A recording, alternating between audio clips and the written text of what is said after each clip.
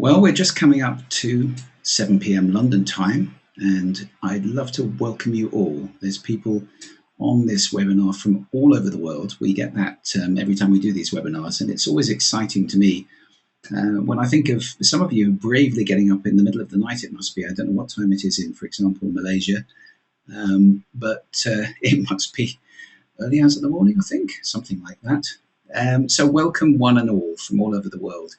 This webinar is going to be half an hour long, and it's going to focus on 4 words that stop people listening to you. I'm going to talk for a while, and at the end we're going to take some questions which you can type into the chat window, and those will be corralled and sent to me, and I'll be answering those questions in real time at the end of this webinar.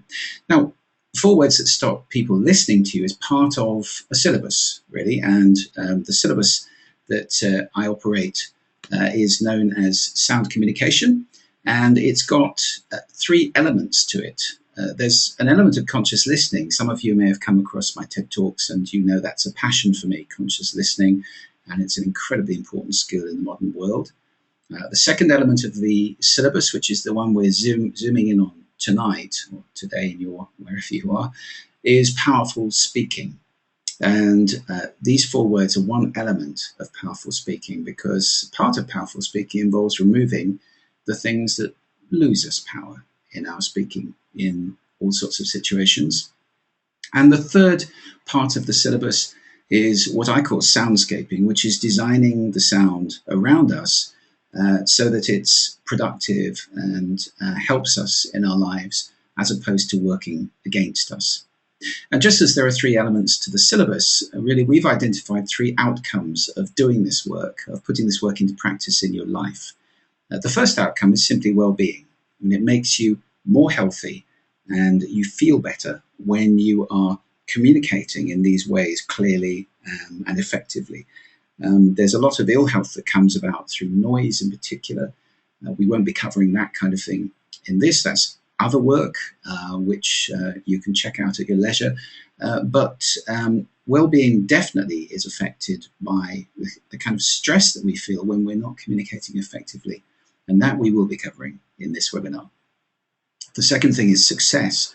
And that's totally in play here. When we are communicating verbally, the clarity and the power with which we get our ideas across and with which we communicate our passions and our interests is absolutely crucial in our achieving the outcomes we do in our life. If we can't communicate effectively, then it really does hobble our success in many, many ways. And thirdly, and probably most powerfully in this particular webinar, relationships are in play. And you'll see how that plays out as I go through the 4 words. So if I put those 3 outcomes into a matrix with the 3 parts of the syllabus, you can see how it works. Well-being, success, relationships across the top, conscious listening, powerful speaking, soundscaping down the side, and I cover all of these 9 boxes in the work. And in this particular webinar, we're going to be focusing on this segment, powerful speaking, and that's where we are. So that's just to frame this conversation. Now, there's a lot of people on this call who I don't think I recognize, and therefore I owe it to you, I think, just to introduce myself very briefly and say why it is that you should bother to listen to me at all on the subject of sound. So who is this guy who's talking about sound? Well, I run a company called the Sound Agency. And for 10 years now, the Sound Agency has been working with some of the world's biggest brands, asking them the question, how does your brand sound? And answering that question for them. It's a relatively new field. We kind of created it in a way. I mean, we're much more than just a bit of brand music or a little sonic logo. We tend to focus on voice, on sound in spaces, on the sound of spaces like corporate receptions or offices. And again, if you've seen my TED Talks, you'll know that I'm very passionate about designing with our ears. I've been covered a great deal in the world's media, and that always reassures me, because I do think that people find sound innately interesting. You know, when I say what I do at parties, people always say, that's really interesting, isn't it? So this is kind of new, and it's making news. And I'm taking all of the experience, I mean, something like 15,000 hours of experience in business sound, in brands and sound, studying and teaching this to top brands around the world. And over the last couple of years, what I've done is I've taken that and applied it to the personal domain, to you and me in our lives, not to brands and companies, but to people. And I find this, this is really rewarding work. This is where I think we can start to change the world. So I'm so excited about doing things like exactly what I'm doing right now. Along the way, I wrote a book. The book is called Sound Business, and that is purely about using sound in business. I've mentioned it a couple of times. I have the honor of having 4 talks on TED.com, and there's a 5th talk actually in the pipeline, which is on this topic. It's about how to speak so people listen. And those 4 talks, which are up on TED.com, the main TED website, this is not TEDx, but TED.com itself, those 4 talks have been seen by something in the region of 9 million people worldwide. And I imagine some of you have seen some of them, which may be why you're here on this webinar.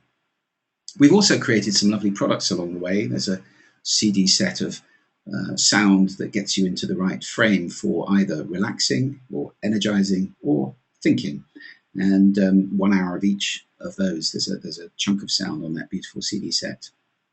So that's a little bit of background. Now, what we are looking to do tonight in this half-hour webinar is to look at 4 very loaded words. I could call them danger words.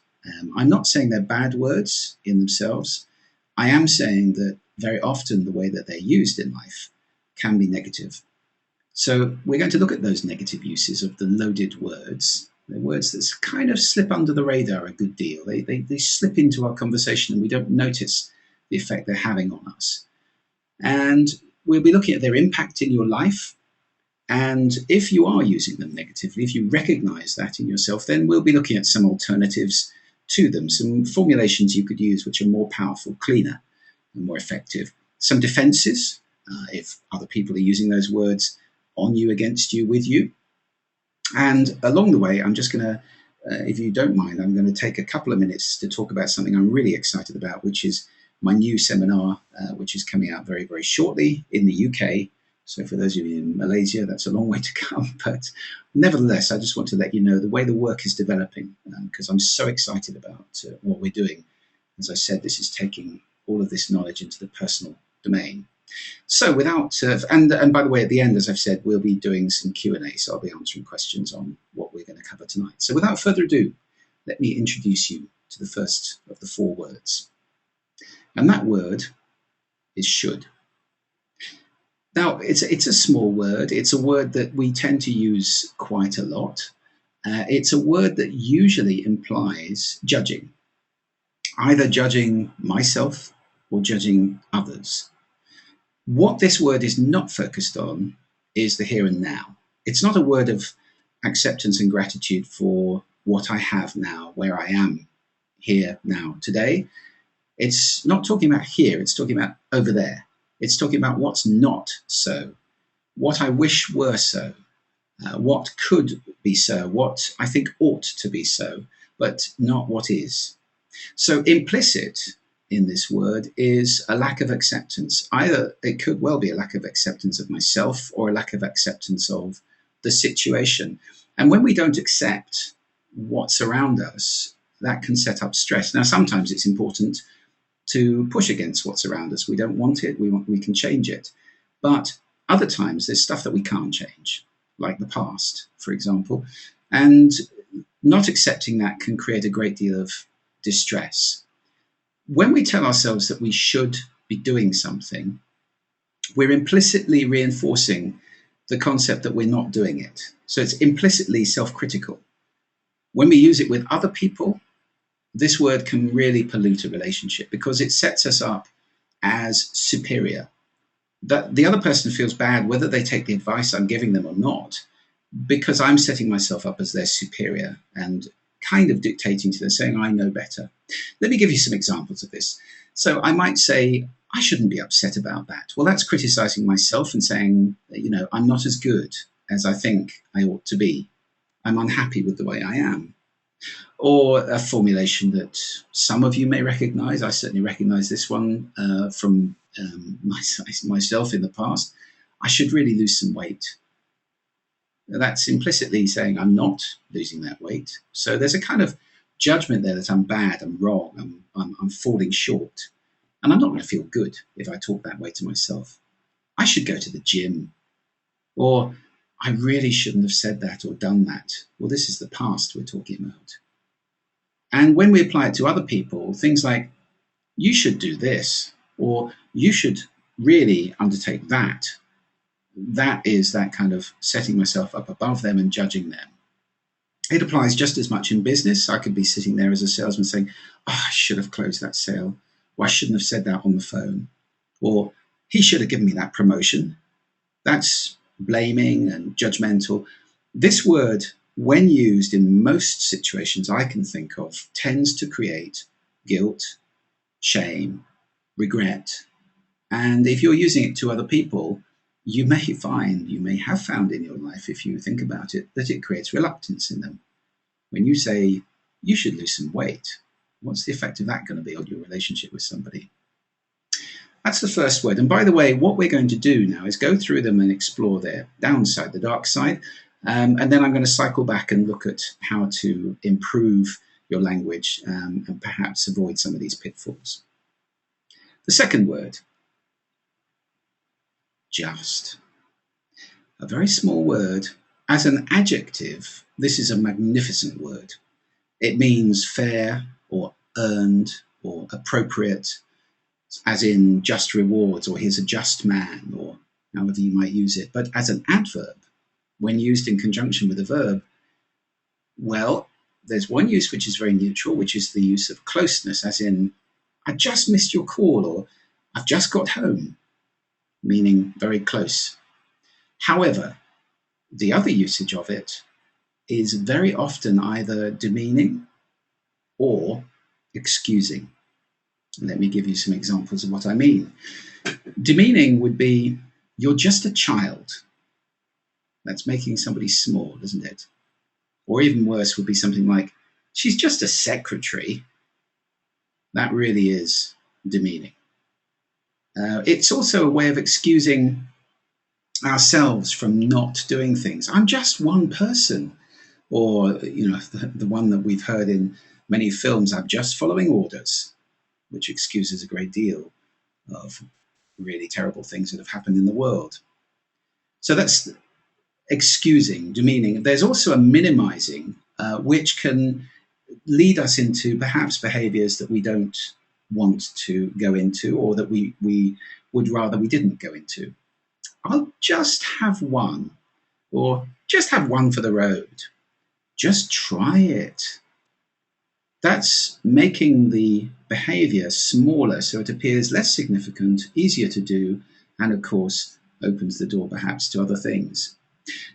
And there is another use of it, which is an apologetic use. And I've heard many, many speakers do this, starting by saying, I just want you to know, or I just wanted to start by, or I just have a few handouts for you. This is an apology, and it really robs us of strength. Even the classic Stevie Wonder song, I Just Called to Say I Love You, is an apology. So the word just in that sense really does rob us of power. So that's the second of our words. Let's move on to the third, and this one may surprise you. You.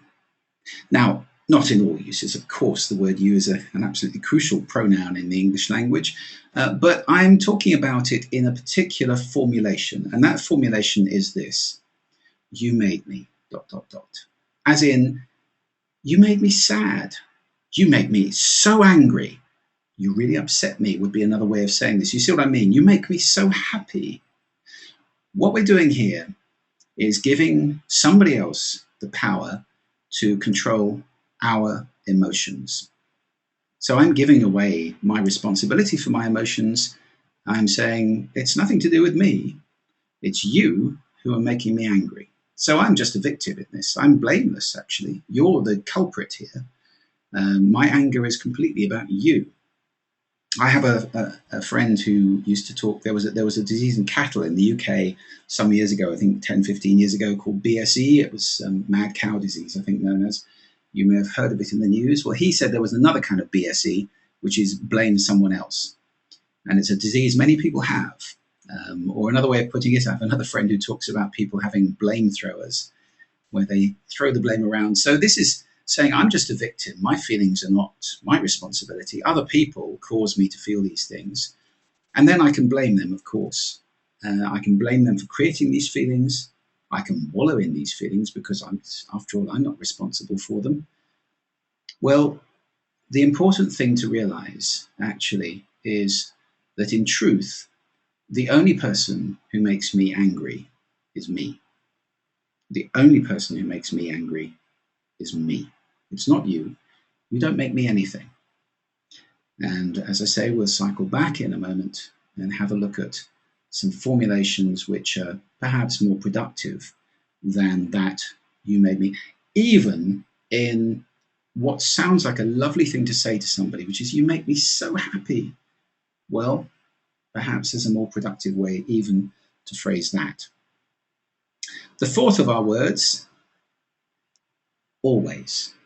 And it's not just this word, actually. It's one of four. I call them the maximizers. And here are all four of them. Always, never, everyone, and no one, or everybody and nobody.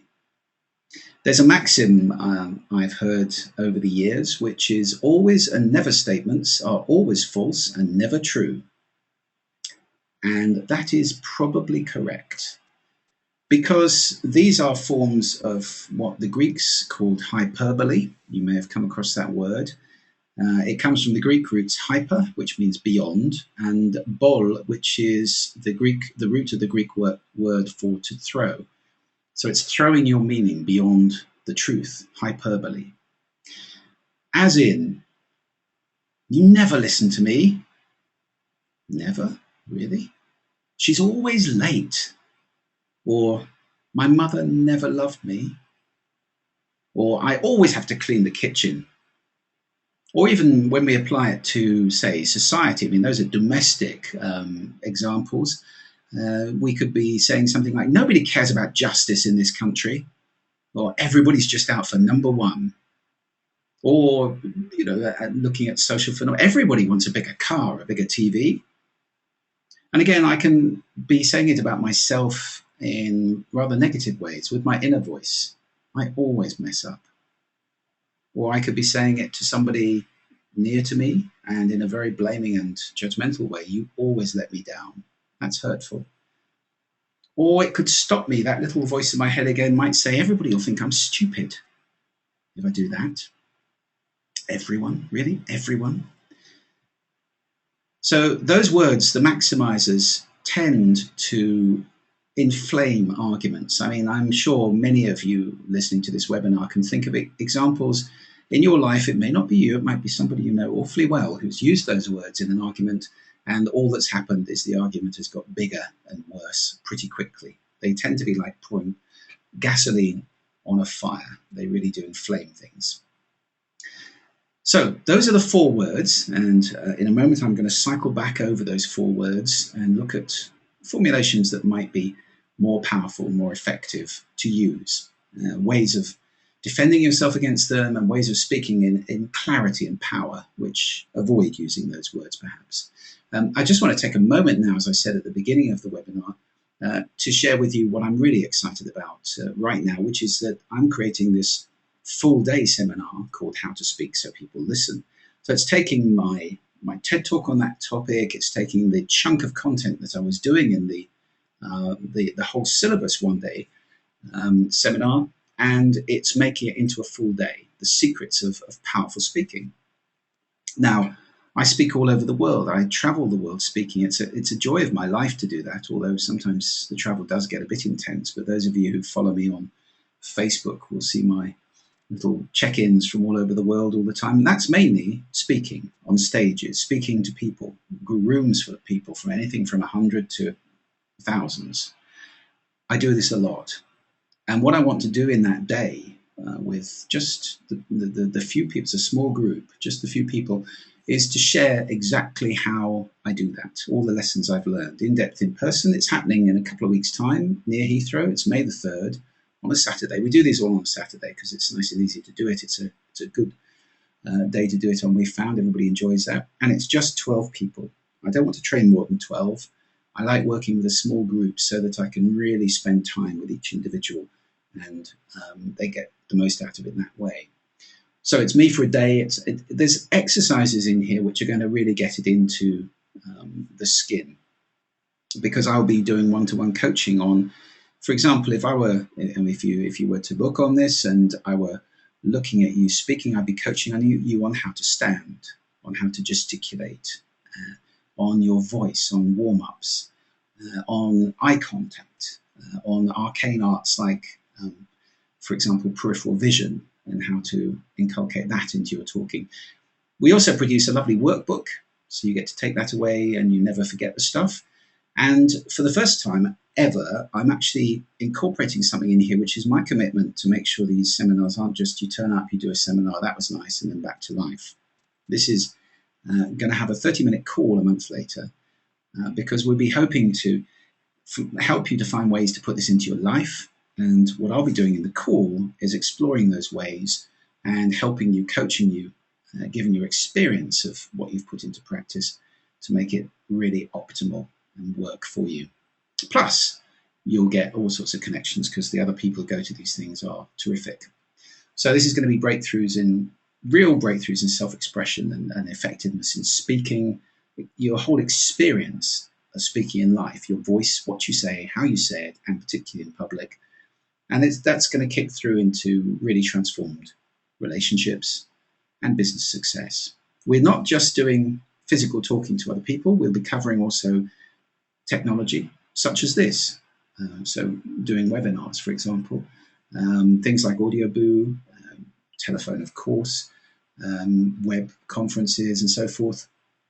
The whole afternoon is going to be about public speaking. And I'm going to be lifting the skirts, giving you all the tools of a 4-time TED speaker. How did I do it? How do other TED speakers do it? How do they make it work? So the investment to do that is just £297 for the full day, including all of those things I've talked about. But actually, at the moment, we're in the early bird discount period, so the price is £197.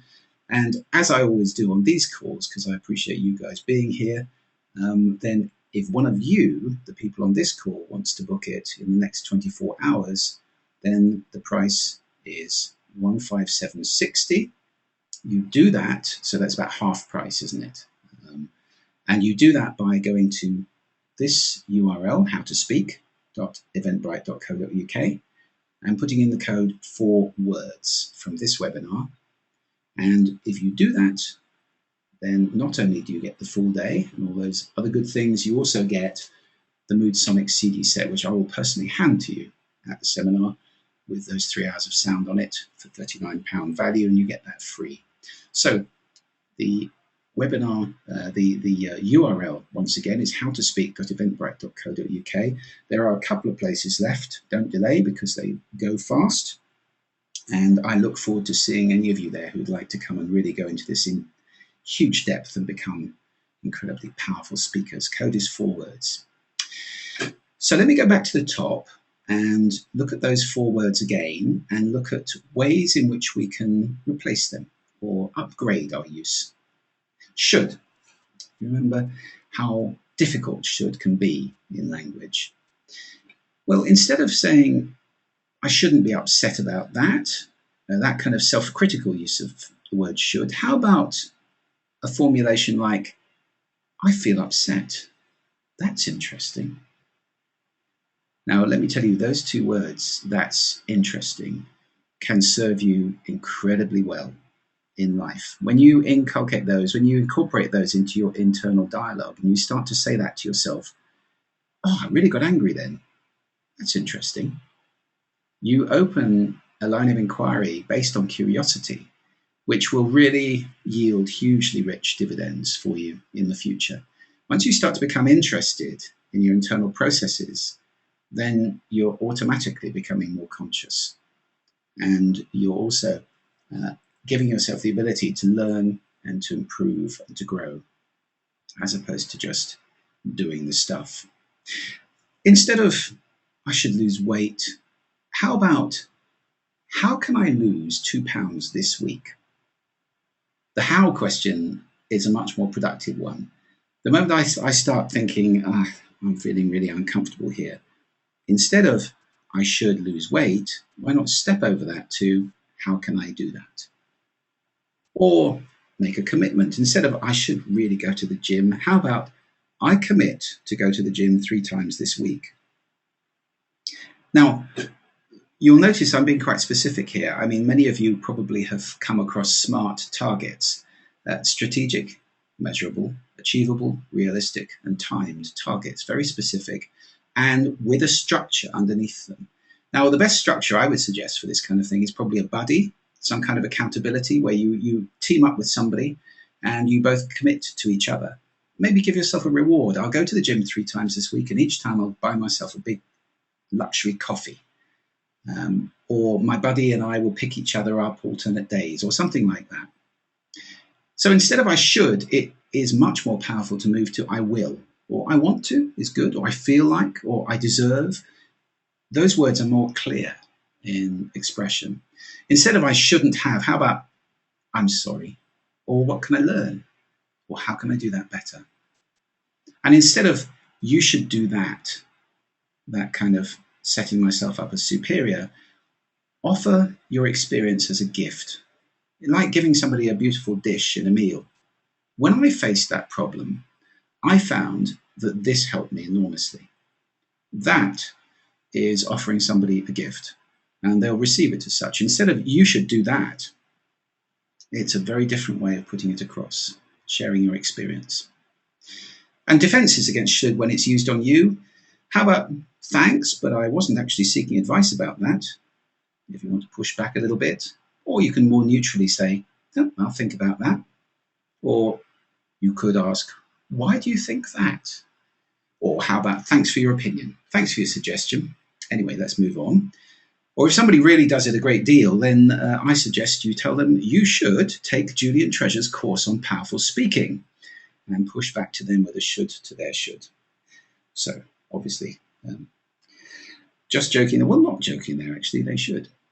Let's move on to just, which I just used, and I've just used it again, and I've just used it again. You see how easy it is to have that one in your language.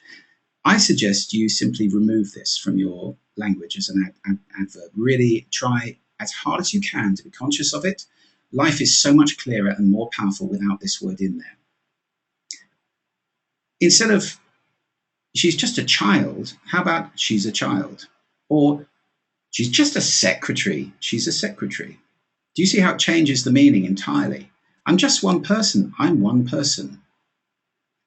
I'm just following orders, I'm following orders. It's different. And when you start to take it out of those apologetic uses that I gave you earlier, like, I just want you to know, I want you to know, how clear is that?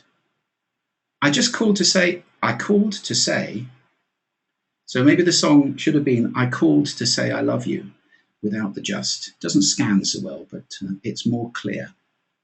I just want to start by saying, I want to start by saying, do you see how much cleaner the language is without that little word apologizing, without it demeaning people, without it minimizing?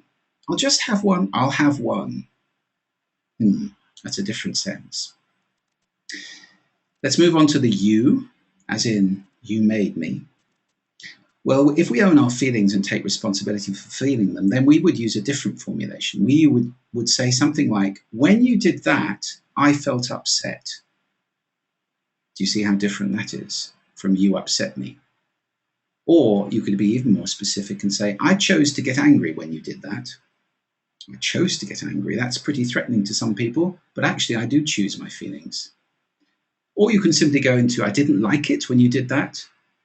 And instead of you make me so happy, how about trying on, I feel so happy when I'm with you.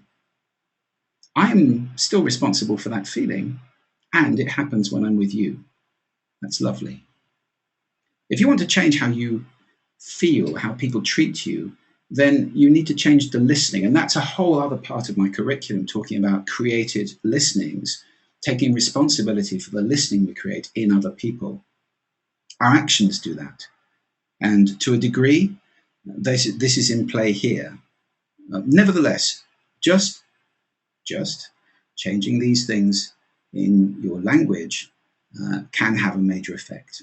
Finally, we have the always, never, the maximizers. And these are words which you can become aware of. I really do suggest working with a buddy. There's a great deal of hyperbole used in the modern world. We're used to extravagant language. You could take on, for example, for a week, for a day, or for an hour, if you find it challenging, saying exactly what you mean.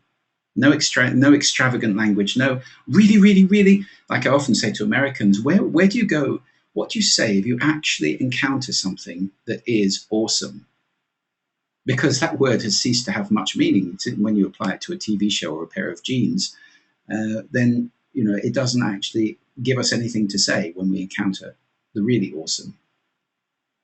So, your takeaways from this short half-hour webinar on the 4 danger words. First of all, becoming aware of the way that you use them. I hope I've given you enough ammunition now to go away and ponder. Just interrogate yourselves and have an inquiry about how you use those words.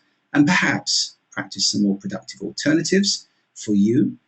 Perhaps build some defenses when you're conscious. Just being conscious they're being used on you is a good thing. And that will allow you to speak more powerfully to yourself and to other people. In my trainings, in the seminars, we always have 3 things. Every chunk of content, we have 3 things to take away and to do. So let me suggest them. I mean, I suggest you write down your own, but if you're short of 3 things to do, here are 3 I could suggest. First, enroll a friend to help you and become accountable for your language. Your friend will notice you saying just or should a lot more easily than you will. You can do the same back to them. Second, take on 1 word at a time. 1 word for a week or for a day or whatever it might be, a month maybe, until you've really worked it through in your language and you're clear. And thirdly, do monitor the outcomes. I'd love to know if this has made a real difference in your life. It does make a difference in your life to get clean, clear in your language and your communication. I'd love to know that, because the benefits that are on tap here, more power in your speaking, more clarity in your speaking, less negativity in your life, better well-being, and overall better relationships. And I'd love to hear back from you if you have any experiences like that. Here are some ways that you can contact me. There's a lovely Facebook group, which is Masters of Sound, and you can get me on Twitter. I have a series of audio boos, my website, you can get all those things. So I would love to hear back from you. I hope to see some of you at the seminar on May the 3rd near Heathrow Airport.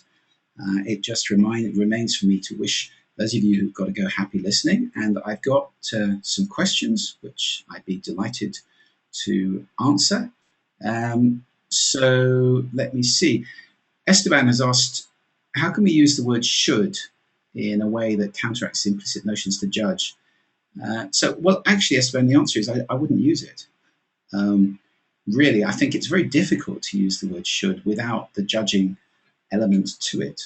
So I think if you can just avoid using that word at all, then that would be extremely good.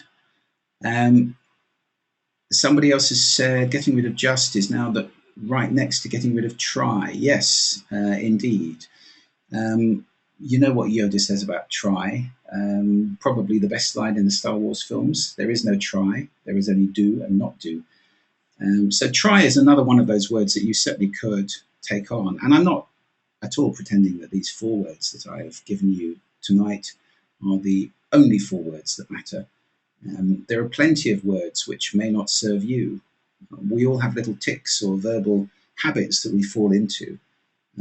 It may just be repetition that makes them boring, but there may also be words that really don't serve us and that are working against us. So I've given you 4 tonight, which I think are widespread and particularly damaging to a lot of people.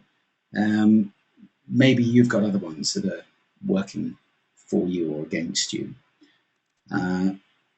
Let's see if anybody else has got any questions.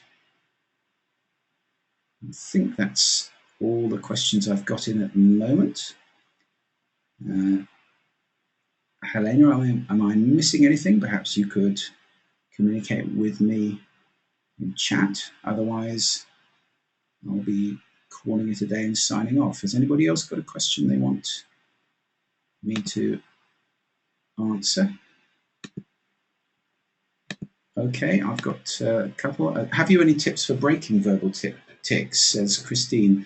Well, if you're talking about on stage, Christine, then I suggest filming yourself and rehearsing like mad, but just film yourself or just record yourself. There you are, I've used just. Either of those two will be quite revealing.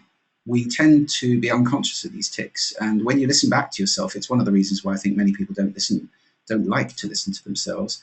Then you really hear these things. The other one would be to get a coach. You know, many of the best players in the world have coaches, and they have them for a reason. Even though somebody like Federer or Nadal is a genius at what they do, they have a coach because they always believe they can get better, and they know they can't see everything they're doing all the time. It's just not human nature. A way to catch our verbal habits. Yep, that's pretty much the same question. Is there one word I found that immediately gets people's attention? Without being obscene? I don't think so. It would be very situational, wouldn't it? If you're talking about asking people to be quiet in a room, then I have found over the years that just going shh tends to have a magical effect on people. Shouting at them doesn't do that at all so well. So let's have a look. How to replace the word always. I think I've suggested that you simply get accurate in your speaking, Kyril. I think if you can be really attentive to the accuracy, often may be true, or I've often experienced that, as opposed to I always have to do the washing up.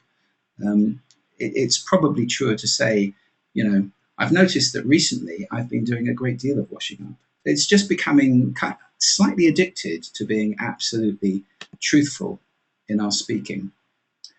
Thank you, Andre, for suggesting a large diaphragm microphone. I don't know if anybody else has found the sound challenging. We do test this and tested it before, but I'm happy to take feedback on that. And I obviously do have microphones since sound is my business. Let's see. I think, are you considering having a virtual participation in your seminars? Participation in the sense of two-way communication, that's quite challenging with today's technology when you're doing one-to-many.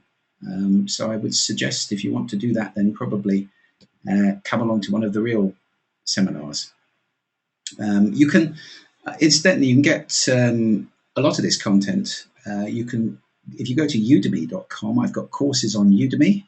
So if you're in Malaysia or somewhere and you can't come to or the States or wherever, and London is a long way to come, then go check out udemy.com and search for me, and you'll find chunks of the content.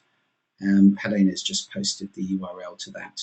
It's not all of it. It's, an hour on each of the chunks, or an hour and a bit on each of the chunks. Nevertheless, it's much more in depth than we've been able to cover tonight. Let's see, is my book available in PDF format? Aj, yes, it is about to be, well, it was before. It was available as an ebook, and it's just about to go up into Kindle format. I'm glad to say the publisher has finally come up to the 21st century.